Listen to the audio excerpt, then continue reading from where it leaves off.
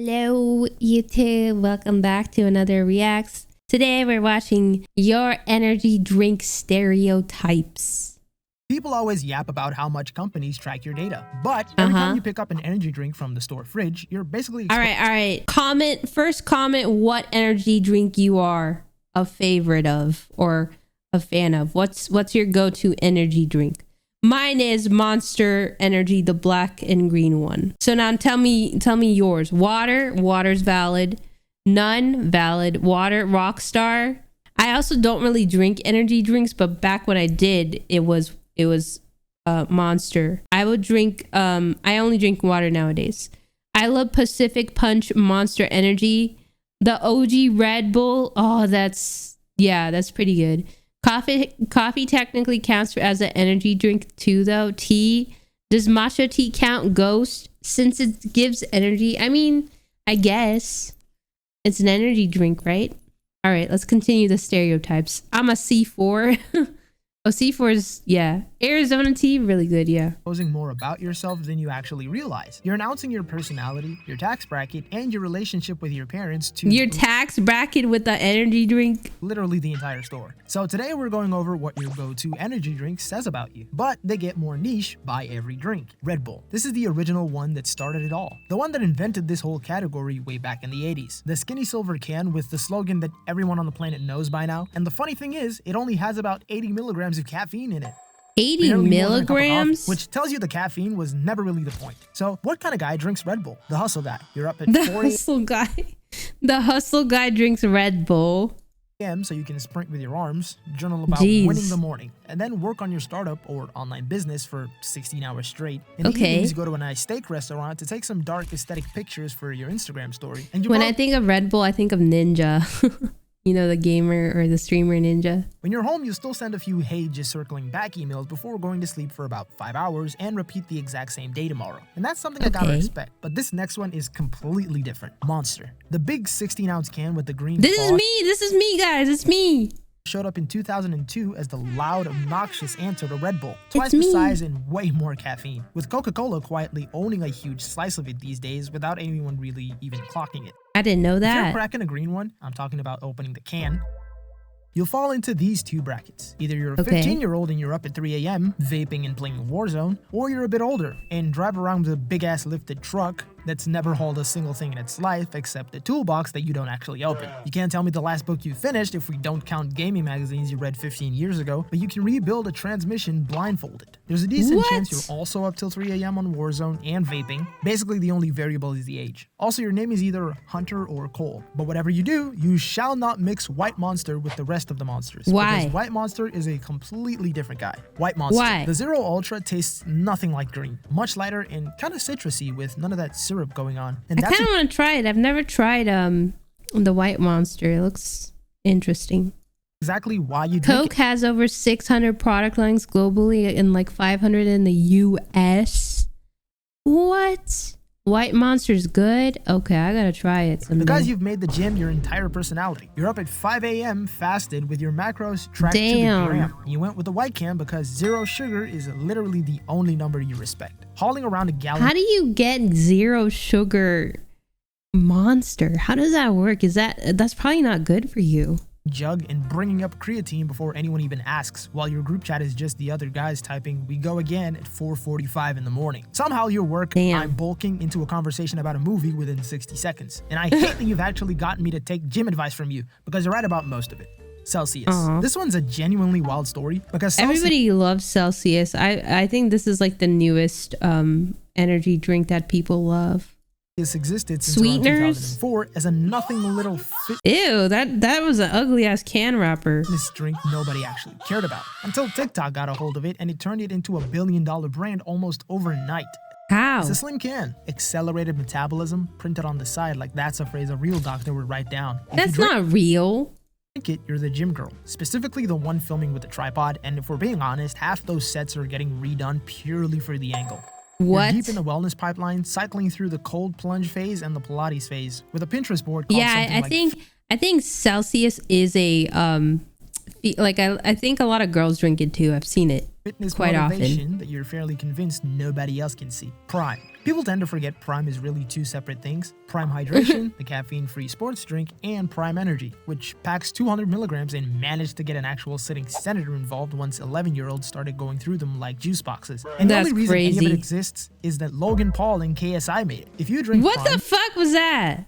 you're a literal child who never once cared what it tasted like and only cared that the YouTubers made it. Back when My kids were God. reselling bottles for stupid money. Both Primes taste nasty. Good to know. I've never tried Prime. I've seen my brother had it a couple times and I'm like, bro. And lighting up the empties on a Why? shelf like trophies. You've never been tired a day in your life. You just need to be seen holding one. 5-hour energy. This barely counts as a drink. That tiny 2-ounce shot is sitting by the register with no fizz and no flavor anyone would honestly call good. Just a concentrated slap of caffeine and B vitamins you regret the instant it goes down. Nobody is buying this for fun. So if you've got Who a 5-hour... the fuck buys this? Nobody buys this. I've never seen a single person buy this. The trucker on hour 11, the nurse coming off Yeah, a the trucker drinks that. I think business professionals drink that. the dad who won't let anyone else drive, even though he's visibly seeing things at this point, or you're 2 hours into finals prep at 2 a.m. making a decision that you're definitely gonna feel tomorrow. You don't sip a 5-hour. You throw it back like it's cough syrup and just keep kicking. Rockstar. It's been around since the early 2000s and has somehow never developed a personality of its own. Rockstar is like the brother of Monster, I feel like. Just sitting there on the I bottom buy those when I'm working late. Damn. Okay, hear me out. I've only had them a few times, but they were good when I had them. Gotta give credit where credit's due. Didn't try the canned ones though with caffeine. shelf owned by Pepsi. With 40 flavors you couldn't name a single one of. Oh my god. If you're drinking Rockstar, let's be honest, you did not choose it. The cooler simply let you down and that was what was left. Making you the Yeah. uncle at the cookout. The one warm can everybody walks past. The Moss is one really warm just can. Rockstar that got into cars, and that's the whole read, because there isn't much more going on underneath it. Now we're starting to get more Bruh. niche. Alani knew. The cans look like they This is belong for on the girlies. bathroom vanity. The flavors are all named like candies, Witch's Brew, Breezeberry, and the whole brand got started by a fitness influencer, which more or less tells you everything. Makes it blew sense. up so hard that Celsius eventually bought the entire company outright. If you're an Alani girl, you're the softer ring of the gym world, the nail tech, the lash tech, the one running an entire The business off lash their soul, tech, the nail tech. while swearing up and down she's exhausted with over 200 milligrams of caffeine in her system. And it's always poured into the Stanley, without fail. A genuine mystery I've asked several people to explain, and But the nobody can is so pretty. Why would you give it up? Nobody's ever managed to give me a solid answer. Bang. The whole Bang saga is something else. 300 milligrams of Bang caffeine. is they had like a really weird marketing thing. They're super weird. My brother likes Alani. Alani's really good. And I mean, super it's cute packaging. I freaking like that. creatine it probably printed tastes on the good can, too. which turned out to be completely fake science, followed by the lawsuits, Fake then the science. bankruptcy, the monster rolling up to buy the body. If you're somehow still drinking Bang in this day and age, you froze solid back in 2019. Yeah, and never Bang really is thought out, still trash saying bro now. science and quoting bodybuilding YouTubers whose channels don't even exist anymore. Cargo shorts still in heavy rotation. The Bang Energy owner is legit delusional. Yeah. Posting on Facebook, all of them remaining places. Wait, it's crazy to think 2019 was 7 years ago. 7 years ago. What? But honestly though, the loyalty is kind of beautiful in a deeply outdated way.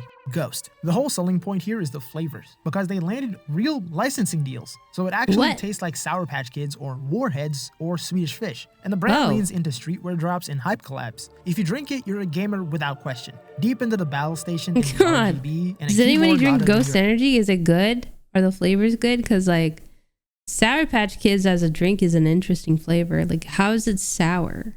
actual voice. Running 6 different discords with real opinions on frame rates, Bruh. where a flavor drop counts Mods, as do you guys drink Ghost?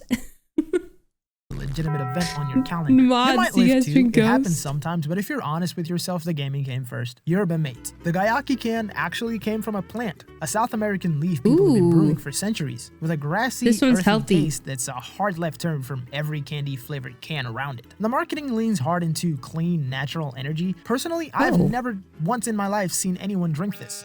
What? So when I'm This Same. I've never Not to say seen it's anyone. fully on my own biased thinking, but if you drink yerba mate, you're the festival guy. You're the kind of person whose van has a name and you'll bring Diddy up mushrooms van. within 10 minutes of meeting me. And if you're really in it, you skip the can entirely and brew loose leaf in a little gourd with a metal straw. The genuinely annoying part is that you're right. The energy actually is cleaner and you don't crash. that's good. So you get to be smug about it for the rest of your life. And a couple intentional ones. How is it clean and doesn't let you crash if it's an energy drink? That's weird.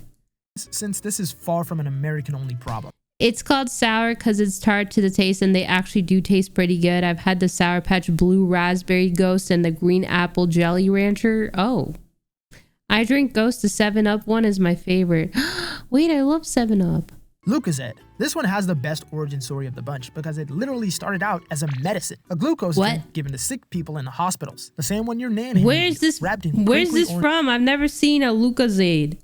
Plastic when you were ill in bed as a kid, and now it more or less runs the UK from the corner it's shop a to the UK meal deal one. to every football match. I was If like, you who drink the it, fuck you're is British. And at this Lucozade? point, you're not even really choosing it since it's basically been in the water over there your whole life. Hell Energy. The Hungarian one somehow worked its way into every kiosk across Eastern Europe. It's dirt cheap, a reddish can with more flavors than anyone could realistically keep track of. If you drink it, you carry yourself with an unbothered calm, and I genuinely find that impressive. Saying maybe 4 words a day and making every one of them count. Heading off to the construction site early with a long bus ride ahead, no matter what the throws at you, your face even barely Saphia moves. looks so British. They're so cute. I'm not British. I'm not British. I don't know what it means. I'm not British. Kings. Every country's got its own cheap default that's just always around, and if you drink one of these, you're probably 15, standing outside the shop, having grabbed it because it cost a couple coins and was within reach, which is really the whole story. And there's something kind of perfect about that. The official drink of having absolutely nowhere to be. So that's the lineup, and if I read you in this video, that's on you, since you're the one who picked the can. There's no big lesson here, it's just whatever you crack open while pretending you're about to lock in says basically everything about you. And if you only Dang, look at the sour pink lemonade Ghost. drink water, genuine respect, because you're doing better than everyone I just described, and I have no idea how you manage it. And yeah, that's it for the video. I will see you in the next one, YouTube. Bye.